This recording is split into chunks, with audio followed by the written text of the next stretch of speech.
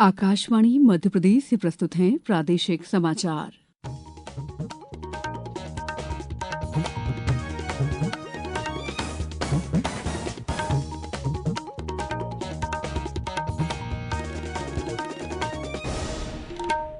नमस्कार, समाचारों के साथ मैं दीपा सिंह। पूर्वोत्तर के 3 राज्य मणिपुर, मेघालय और त्रिपुरा आज अपना स्थापना दिवस मना रहे हैं। इस मौके पर प्रधानमंत्री नरेंद्र मोदी ने इन राज्यों के लोगों को शुभकामनाएं दी। उन्होंने कहा कि मणिपुर, मेघालय और त्रिपुरा के लोग देश के विकास में अहम योगदान दे रहे हैं। विदेश मंत्री एस जयशंकर ने आज स्पेन के विदेश मंत्री जोस मैनुअल अल्वारेज के साथ द्विपक्षीय बैठक की। बैठक में भारत और स्पेन के संबंधों को और मजबूत करने पर चर्चा हुई। उन्होंने बताया कि भारत और स्पेन वर्ष 2026 में राजनयिक संबंधों के 70 वर्ष पूरे होने का जश्न मनाएंगे। इस अवसर पर संस्कृति, पर्यटन और आर्टिफिशियल इंटेलिजेंस से जुड़े विशेष कार्यक्रम आयोजित किए जाएंगे। विदेश मंत्री ने कहा कि दुनिया तेजी से बदल रही है और साझा चुनौतियों से मिलकर निपटना जरूरी है। राष्ट्र के लिए चुनौतियों को हासिल करना बेहद जरूरी है। भारत और स्पेन आतंकवाद से जूझ रहे हैं। हमें साझा लोकतांत्रिक मूल्यों, आतंकवाद के प्रति जीरो टॉलरेंस और बढ़ती आर्थिक साझेदारी के आधार पर भारत स्पेन के संबंधों को मजबूत करना होगा।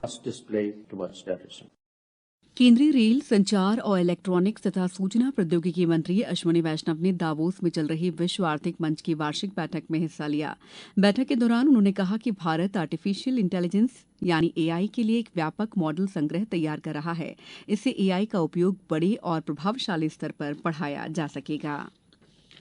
राज्य के मुख्यमंत्री डॉक्टर मोहन यादव दावोस में आज पर्यटन क्षेत्र में निवेश पर केंद्रित एक विशेष सत्र को संबोधित करेंगे।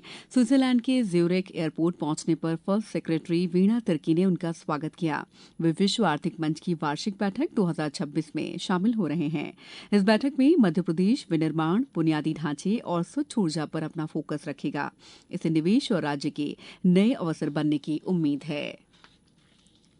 राज्य सरकार ने प्रधानमंत्री मत्स्य संपदा योजना को अच्छे तरीके से लागू किया है। इस योजना के तहत सरकार ने जितना काम करने का लक्ष्य रखा था, उससे ज्यादा काम किया गया है।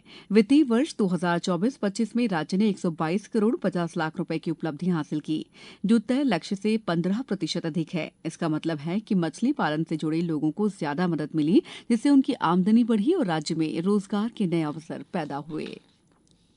एक जिला एक उत्पाद योजना के तहत उमरिया जिले का महुआ अब नई पहचान बन रहा है।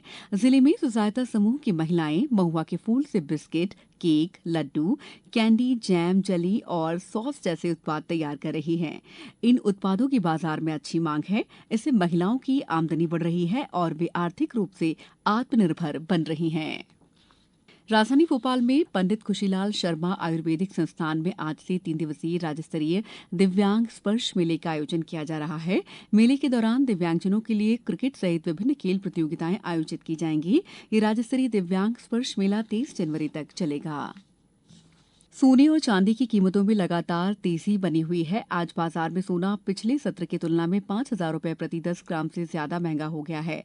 मल्टी कमोडिटी एक्सचेंज यानी MCX पर सुबह करीब 11 बजे सोना बढ़कर 1,57,873 रुपए प्रति 10 ग्राम पर पहुंच गया है।